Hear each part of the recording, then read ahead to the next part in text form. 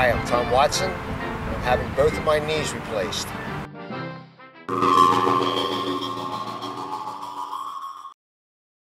And the reason you're here today is because you decided you want to go and have both of your knees replaced. Yes, and that's doctor. tentatively scheduled to be performed at Bryn Mawr Hospital on 6/1/10. Correct.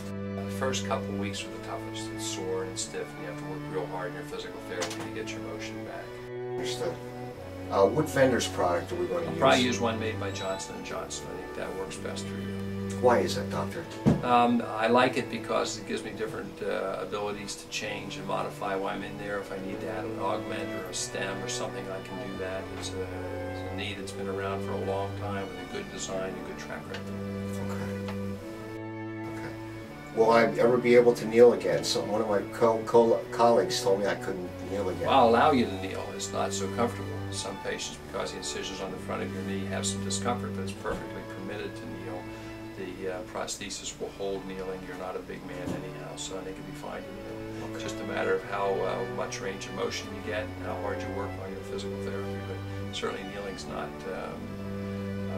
eliminated. You're allowed to kneel. Doctor, this leg here, my bad leg that I had 2 operations on, one with the big cuts back in 1971, and then they went back and cleaned me out in Dr. Nutt, you might even know him, nice guy. He's retired, I believe, back in 1990 or whatever. But this is my fibula sticking out here, huh? Isn't that weird? It's very strange that that's sticking out. I just noticed it this year. Well, it's sticking out because your knee's in such a varus alignment, and so when we realign that, that'll be less prominent.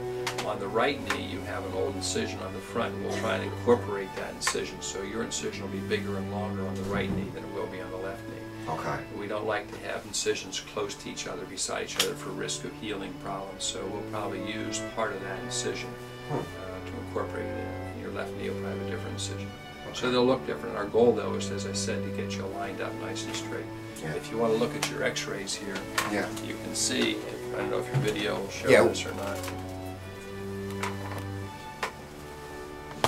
Yep.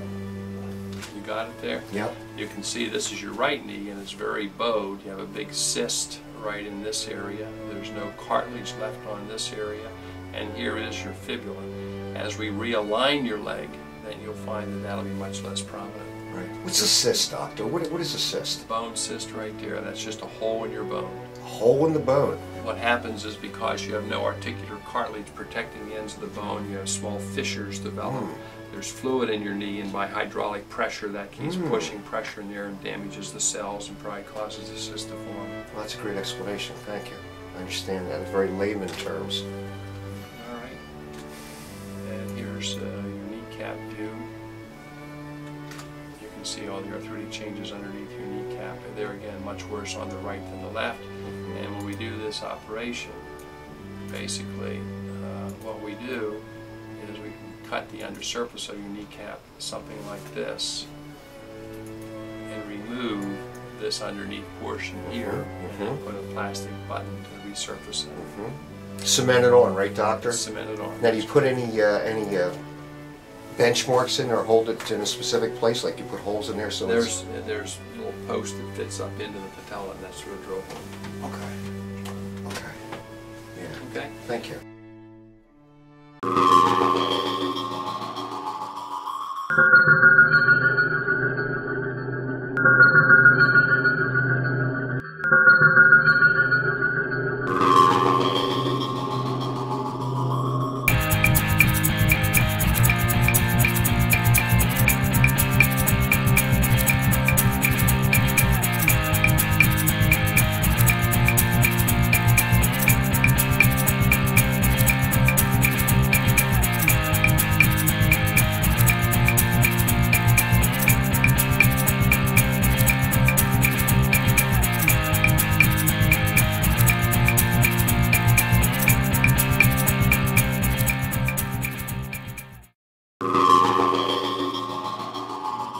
Performing healings in the left frame. Lie on your back with your feet completely flat. Rise your body up into a bridge and hold for 15 seconds. Lower yourself and bring your heels in a little more. Then rise up to the bridge again for 15 seconds. Repeat this drill, bringing the heels a little closer each time for about 8 repetitions. The right frame is quad sets. Sit on the floor, hands on palms, with left leg extended and right leg comfortable. Press the knee down and push the heel to extension. Hold for 30 seconds. Repeat 4 times on the left leg, then switch to the right leg.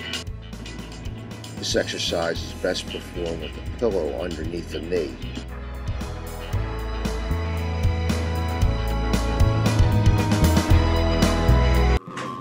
Pivot on the heels to the left with the lower body while rotating right with the upper body.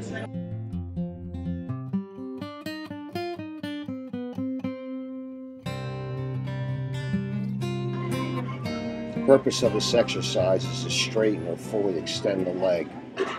Bring your left knee up towards your chest. Keeping the upper body erect, extend the right leg fully and hold for 10 seconds. Bring the left leg back down and in line with the right. Do 8 reps with the left leg, then 8 reps with the right. In the video, you'll notice I fail in full extension of my right leg. I need work here.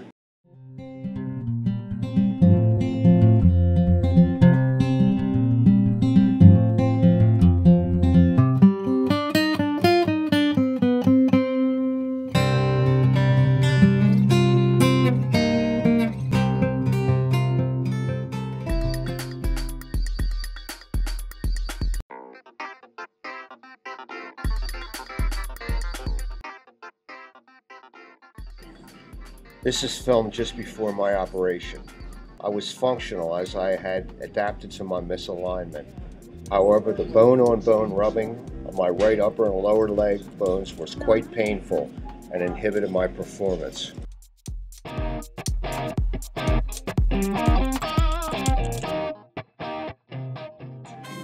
Impact exercises were out of the question, and when I finished skiing, recovery was long and minimal. Now I can ski, and when I have it right and use gravity as my friend, I feel no pain afterwards.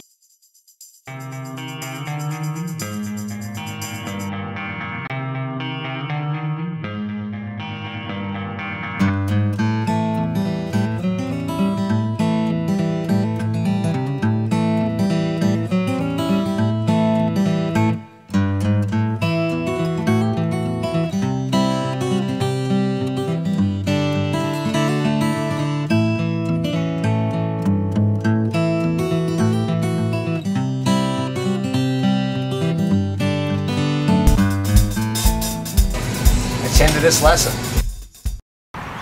Wah!